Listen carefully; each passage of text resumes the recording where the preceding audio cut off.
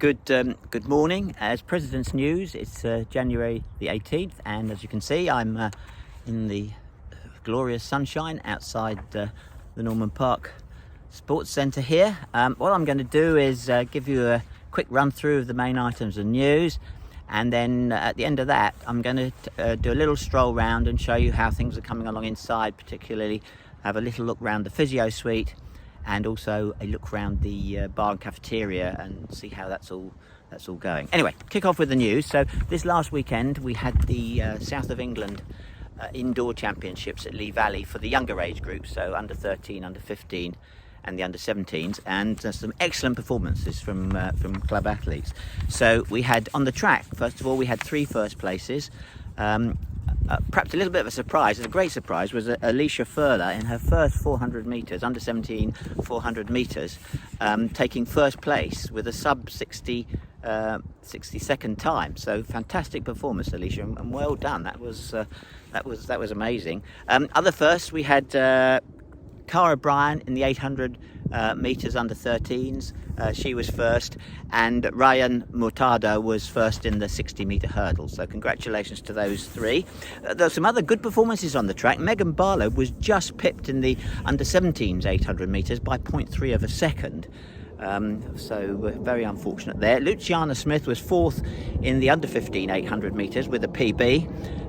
Tallulah was 5th in just behind Megan in the 800 metres for ladies, and she did a PB in the heats, and she also did a PB in the shot put as well. So good weekend for her. Benjamin O'Grady, under 15 60-metre hurdler, had a PB, and in the under 17s, Marley Byfield and Zara Okoroa got PBs in their 60-metre sprints. So a good showing on the track. On the field, we had 4 first places. 2 of those went to Kichi Ukpai, who was first in both the high jump and the triple jump for the under 17 ladies. We also won the long jump with Daisy Snell. She won that, and Charlie Platt won the under 15 pole vault. So good start to the season for those 3. There were some other good performances on the field events. Finn Kitteridge, an under 17 pole vaulter, he got a PB of 3 metres 40. I mentioned Tallulah in the shot, and Heidi Coulson also got a PB in the under 15 shot put. So well done to all the youngsters, and we'll see how this weekend we've got the seniors. So we'll report back on that next week. So there weren't many other races going on, so that meant that we had actually quite a few participants at Parkrun this week. We had in total, I think, about 59 runners at 16 locations. Now, actually, we probably had more than that, because a lot of people don't actually either put a club, they don't declare Blackheath and Bromley Harriers as their club. And even if you run like for Zero to Heroes, you can still put Blackheath and Bromley Harriers down as your second, as another alternative club, and it will then appear on both clubs' lists when I print them off. So it just helps me if you do that. So probably more than 59 running, but it was a good turnout, higher than usual, and some quite really fascinating and remarkable stories. So I ran at Beckenham Place Park, and I had the privilege of seeing 3 of our youngsters under 15s come in first, second and third places. I mean, absolutely amazing. So congratulations to young Joe Skanes, to Joseph Hill and to Jed Starvis. Great result, lads, and really pleasing to see it. I think the run directors and volunteers, they were quite astonished to see these 3 youngsters heading in the field. Now, when I say I had the privilege of seeing them at Beckenham Place Park, that was only after they'd finished, because I was about 16 minutes behind them, but that's by the by. The other remarkable story was at Dartford, where the Pearson family were running. And there we had, first of all, young Freya was in first place, and then in 3rd, 4th, 5th was the other members of the family. So we had, in order, was Rowan, Ashley and then Islay, and then Dad Colin finished with them. They all finished in the same time. So amazing achievements, almost taking the whole of the front of the field. So well done to the Pearson family. We had most runners probably this last weekend at Bromley, not surprisingly. And there we had Thomas Sugden, who was first. He was just, I think, about 5 seconds off his PB. So well done, Thomas. Libby White was the 3rd lady. Jess Keane was the 4th lady. Megan Barlow was the 5th lady. And Katie Sugden was the 8th lady. So good good, right up at the top of the field, a lot of our ladies. Going back to the men's race, Micah Evans was 6th and David Adams was just behind him at 7th. So well done to all you guys. Other first place finishers were Millie Smith at Woodgate Valley and Darren Cornai at Bexley. And also honourable mention to Steve Howe, who came 2nd at Lullingston. So that's the events last weekend. Looking ahead to this weekend, we've got the Kent Schools at Dartford, the cross country. So that's on Saturday. And Saturday after that, we've got the South of England cross country championships, and that's at Beckenham Place Park.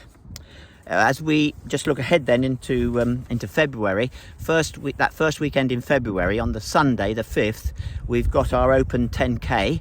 That's going to be based in the Warren, and it will be also the Vets Championship, and it will also be a mob match against Beckenham Road Runners and Croydon Striders. So I want to get as many people out as possible as we can for that, so put that in your diaries.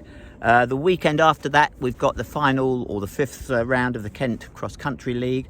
That's just for the seniors, men and women. The junior have already finished. And then looking a little bit further ahead, we've got the club 10-mile championship on the 19th. And I suspect that's going to be from Croydon, but I'll let you know. Social events, we've got Burns Night coming up on the 3rd of February. That's going to be at Beckahamians. There's going to be traditional Scottish fare. There'll be recitals of the great bard Robbie Burns poetry. And if you want, I think tickets are £30, and you can get them from Jerry Alger, and there are details on the Facebook page. So that's it from outside here. We will now turn and take you in, and we'll have a stroll round and see how things are going inside.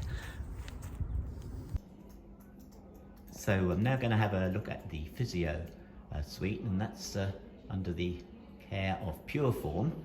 And the lovely Leslie behind reception there. They've got three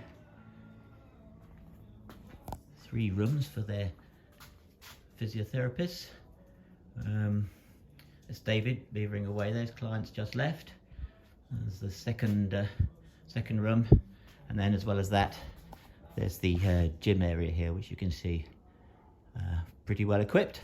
And they're offering a discount for club members. So if you have a problem and you need some attention, you know where to come. So as you can see now, you can hear the buzz. In fact, not only is the cafeteria open, but there are people in it. So no furniture as yet, so it's takeaway service only at the moment. But if you're not fortunate enough to be able to smell the delicious coffee wafting across from there, but yeah, it's all up and running, and the bar down there will hopefully be open soon. We're waiting for the furniture to arrive. So that's a quick look out at how things are going in the new clubhouse. You can see just behind me a new reception extension being added on by the front door. In terms of, as you can see now, the fitness classes are open, the indoor track's open and being used, the cafeteria is open for takeaway. If the furniture arrives in time, we may be able to have a Wednesday club night down here next week, 25th, but that's not definite yet. So we'll post an update on Facebook and let as many people as we know can. Anyway, that's it for President's News for this week. Thank you.